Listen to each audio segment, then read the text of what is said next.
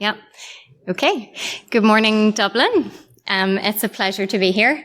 Welcome to my talk. Thank you for coming this morning to my talk on when SSL fails, tracing the SSL vulnerabilities to the most shocking real-world impacts. So, my name is Michelle Simpson. I am the head of pen testing for Instill, formerly Vertical Structure. I've been working in security for about 20 years, quite passionate about security, and in particular, the security community. So I was a regular member of OWASP Dublin when I lived here.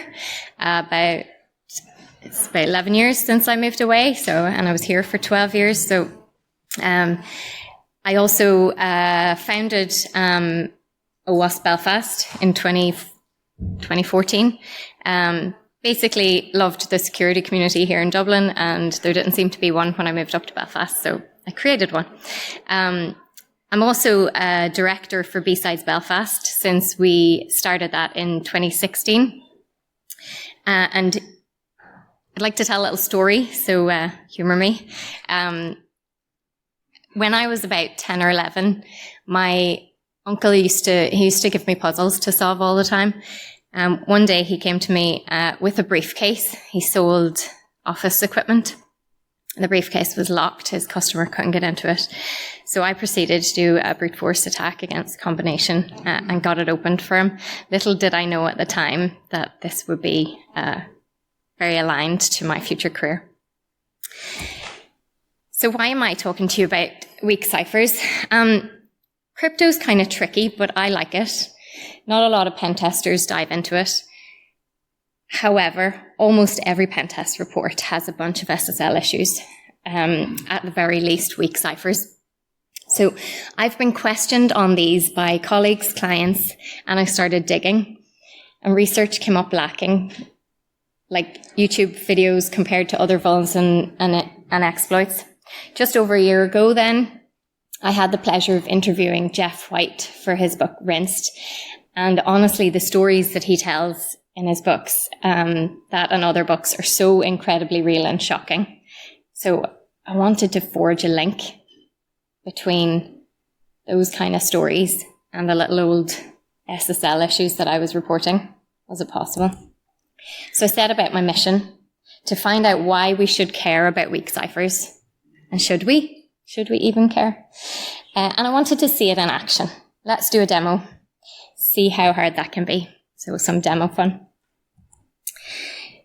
So just to start off, for anyone who's maybe not familiar, I'll talk a little about weak ciphers. This is a list of encryption ciphers. The red ones are considered weak currently, and the others are not. When I talk about weak ciphers, what do I mean? Well, ciphers are every website that uses encryption, should be all of them now, because certificates are free. It has configured which encryption ciphers can be used to connect to that site. So you connect to a site using a browser, and a web browser has certain encryption ciphers supported and preferred for use. The browser and the website then establish an encrypted connection using a chosen cipher that communications pass back and forth through. Ideally, this is completely protected from anyone who can see the traffic. So we'll come back to some of these when we're looking at results of testing later. Very quickly, I'll fly through a breakdown of what the cipher means, because it can look like double Dutch if you're not familiar with it. TLS at the beginning is the protocol in use. The older ones were SSL. DH, DHCE, ECDHE denotes the key exchange algorithm being used. RSA is the authentication mechanism. AES is the session cipher. 128.256 is the key length in bits. That's important. CBC, GSM, CBC in this case is the type of encryption.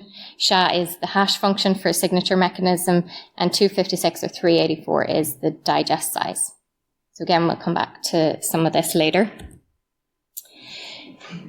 So to set the scene, I want to give a brief history of SSL and TLS. And hopefully you can see that okay. I'll talk through it.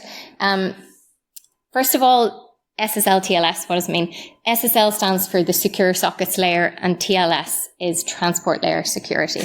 So let's begin. SSL version 1 was actually never released. It was developed but never released. So we start with SSL version 2 in March 1995. It was immediately vulnerable.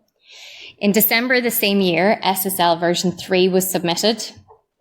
Only a year later, development began for the next version, SSL 3.1. And if you're thinking, I've never heard of that, thanks to Microsoft, that was renamed Transport Layer Security, TLS. So that was TLS version 1.4. And there was a 4-year gap. In April 2006, TLS version 1.1 was released, another 7-year gap. In August 2008, TLS version 1.2 was released, and a 2-year gap. So quite a lot of activity in development, addressing issues in versions and improving on them. In March 2011, enough progress was made for SSL version 2 to be formally deprecated. And then we have some major vulnerabilities. In June 2011, the Beast attack was made public. Crime, the compression attack in September 2012. Still more development in the background. Some security mechanisms then in November 2012 were designed to help mitigate some of the common issues. HSTS, HTTP Strict Transport Security, and the CSP Content Security Policy headers were implemented. Then we have Lucky 13 attack in February 2013, RC4 in March 2013, breach in August 2013. So in August 2013, development begins for TLS version 1.3. In the meantime, Heartbleed hit the public with a wave of attacks in April 2004. In September 2014, Cloudflare made SSL or TLS certificates free. In October 2014, the Poodle attack affecting SSL version 3 was released. It was not as big an issue as it could have been because it was easy for most people to disable SSL version 3 at this point. Moving on then, in December 2014, the Poodle attack was found to also affect TLS due to poor implementation defenses. In February 2014, RC4 was also incredibly broken, that it wasn't just deprecated, but it was prohibited from use. In May 2015, we had the logjam attack. In June 2015, SSL version 3 was deprecated. In November 2015, more advances in enabling the use of certificates with automated issuance made available by Let's Encrypt. In March 2016, the Drown attack. In August 2016, Suite 32 attack against weaknesses in block ciphers. In January 2017, modern browsers stopped accepting SHA-1 certificates, seemingly before it was broken, and a month later it's finally broken with the publication of Shattered. 5 years after the development of TLS version 1.3 began, that was in 2013, in March 2018 the proposed standard was approved, still not released. In July 2018, TLS version 1.0 was deprecated. In August 2018, finally, TLS version 1.3 was published, a gap of 10 years from the previous version. So this is where we're at with TLS version 1.3, our latest version. In July 2020, both TLS version 1.0 and 1.1 had support removed from the top browsers. That leaves us with TLS version 1.2 and 1.3 suitable for use. I'm just going to jump back. I think I have a reference there, ViceDoc, where I got a lot of that timeline. And there's some really, really interesting additional information there, especially about certificate authority compromises. That's worth a look. So the most heinous crimes I mentioned. What I really wanted to do was to link the crimes and the hacks from Jeff's book to point to the exploitation of ciphers along the way. I did investigations, interviews, and none of them were suggesting that. Those are some really interesting stories that he has presented, but the details that I would have needed to establish those links, unfortunately, was above my clearance level, out of my reach. So overwhelmingly, what I was seeing from those interviews was essentially the path of least resistance. So think about two houses on a street. One house has an alarm and one has not. Burglar is going to focus on the one without the alarm. So the primary avenues of attack are glaringly the business email compromise, phishing, outdated software, vulnerable systems, authentication weaknesses, and bypasses. So this got me thinking, but I'm not satisfied. When would SSL or TLS be a factor? So think of a row of houses, all of them have alarms, all but one house have multi-point or mortise locks, and one has a regular lock. So when all the other doors are closed, what organizations are going to have all of their other security gaps so well secured that ciphers are the remaining viable avenue? We're talking about high-value targets, nation-state hackers, banks, governments. I do have it on high authority that nation-states are known to be using weak ciphers, but again, above my clearance level. So should we care, though? Should we care? Harping back to the path of least resistance, I like this post. Often hacking is just as simple as asking someone for their password. It's too hard. There's usually an easier method.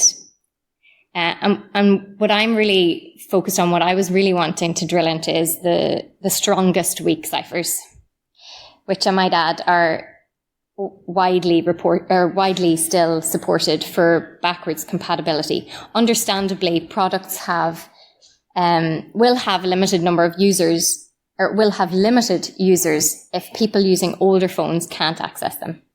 So the Android 10, I think, still requires the TLS version 1.3 CBC ciphers to work. Really, that phone is not that old and it's used by a lot of people, but no longer supported, so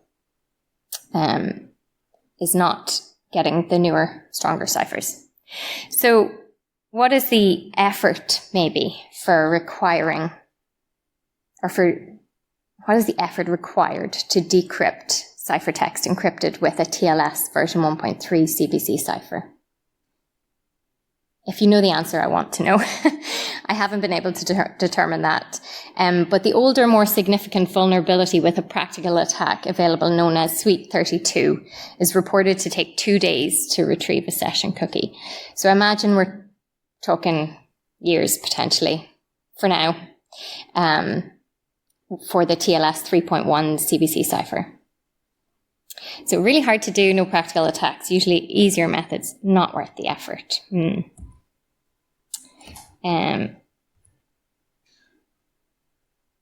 Another one I like. Usually easier avenues. But hold on.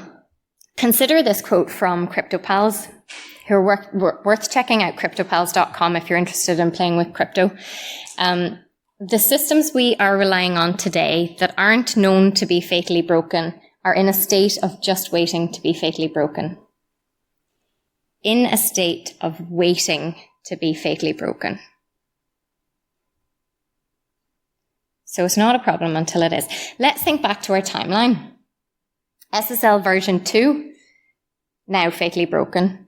SSL version 3, fatally broken. TLS version 1.0, broken. TLS version 1.1, broken. TLS version 1.2, mostly broken. TLS version 1.3, we're already reporting weaknesses in ciphers. So it's only a matter of time. Demo time. So I'm going to demo the Heartbleed vulnerability. In Heartbleed, the exploit script is sending a malformed heartbeat request that specifies a length field larger than the actual payload size that causes the server to return additional data from memory. So bear with me for 1 second while I switch over.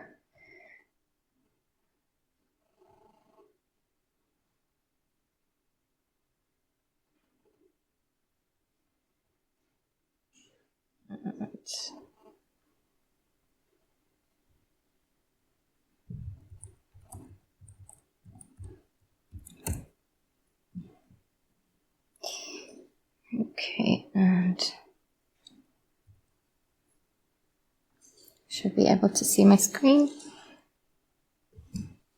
Now, okay, so I've got a couple of VMs, a couple of virtual machines set up. This one is BWAP. It's an OWASP vulnerable application, and it is vulnerable to, oh, spoiler alert, right. And I've got a Kali Linux, which is a bunch of tools for pen testing. So first thing I'm going to do is I want to check this application for vulnerabilities. So I'm going to run, I've got a bigger one here. I'm going to run my favorite SSL testing tool, testssl.sh, and I'm going to run it against the target application, which is sitting on 123.128 on port 8443. So I'm going to run that. That is going to take a little bit of time. So I'm going to open up one I created earlier.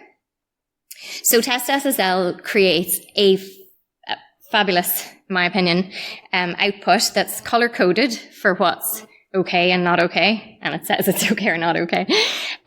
So here, this is the output of the scan against the BWAP application. So we can see it's offering SSL version 3, really not okay. It's offering TLS 1, TLS 1.2, 1.1 and 1.2. We can see here triple DES and IDEA ciphers are supported. CBC ciphers are supported. We have our list of all the ciphers that are supported. Got some more really nice information. SHA-1 is in use.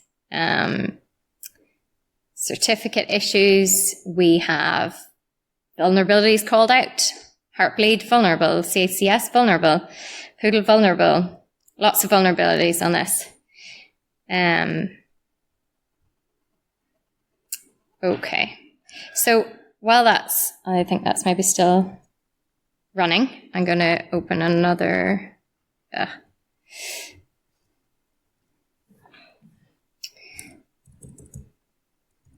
I'm going to run Nmap, another tool that we can use to validate the finding, verify it.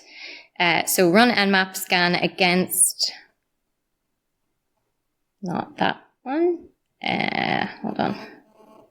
Port. Go in here.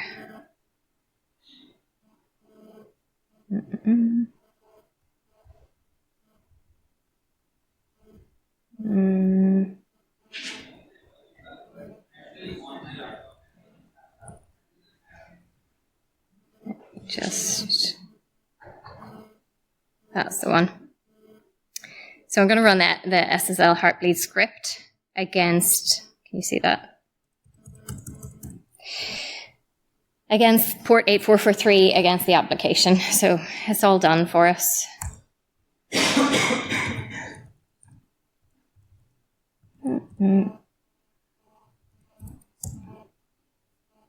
Okay, that's going to take a second to run.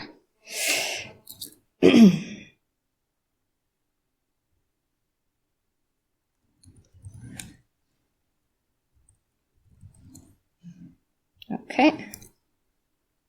We'll come back to that.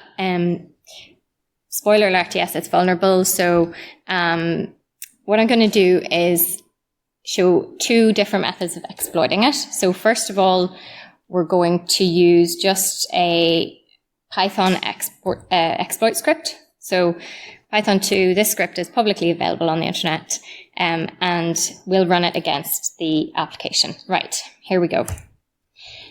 So we got lots of memory back, lots of blank memory. And if I scroll up all the way to the top, I can see some data there, but it's not particularly useful.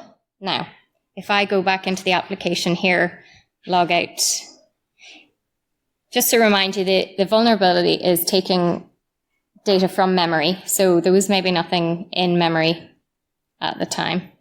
So we're going to log in again. Debug. and do that again. Okay, right, let's see, did we get anything different this time?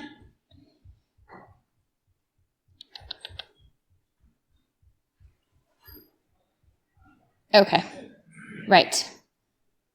Okay, there we have it. Login, username and password that we have extracted from memory. I'll show you another method of exploiting it using MSF, so Metasploit, MSF console. We are going to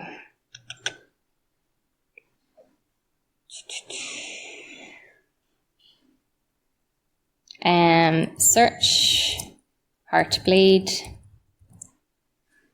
Okay, we're going to use the auxiliary scanner SSL Heartbleed. Okay, show options. Scan. So if we scroll up here, we need to set the remote host, and the remote port is at set 443 by default, so we'll change that. So set our hosts to 192.168.123. What was it?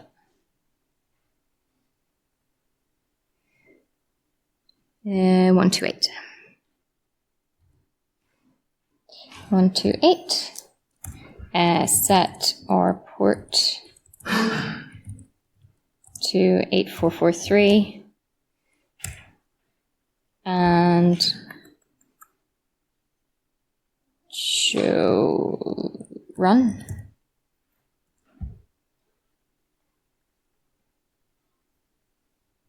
Actually,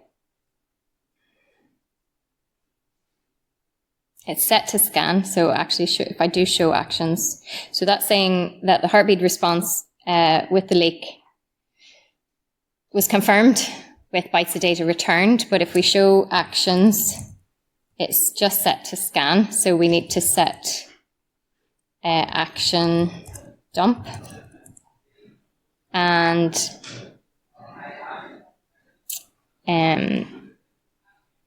run. I just want to refresh the memory, so we'll go in here, log out again, log out, log in, debug,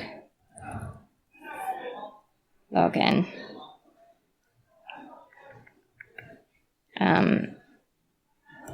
and run. Run, okay.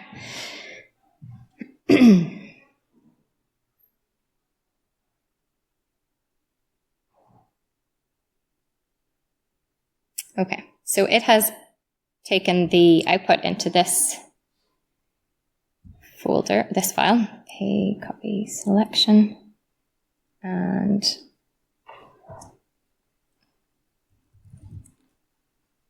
I'll use strings. It's possibly the same. No. Strings and paste. Okay, so that has pulled out all of the strings in the memory. That has the refer header here, it has cookie session ID, and it has the username and password. Okay, so it's easy, right? Very easy. And the point is that, let me do, this is an old vulnerability, but the point is that all of the vulnerabilities are coming out and they're getting easier and easier. So I'll jump through, I'm running out of time. So that was the video.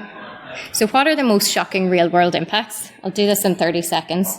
State-sponsored espionage, and I'll give some examples. Critical infrastructure attacks, financial scams and fraud, and long-term vulnerabilities from backdoors. So state-sponsored attacks, the ransomware epidemic with WannaCry, the HSE Conti attack, and the recent M&S and retail attacks. I have loads more examples, and I probably don't have time, so I'm going to have to wrap it up there. I've missed some examples as well, but just come and ask me questions afterwards and I can share the rest of it. So thank you very much.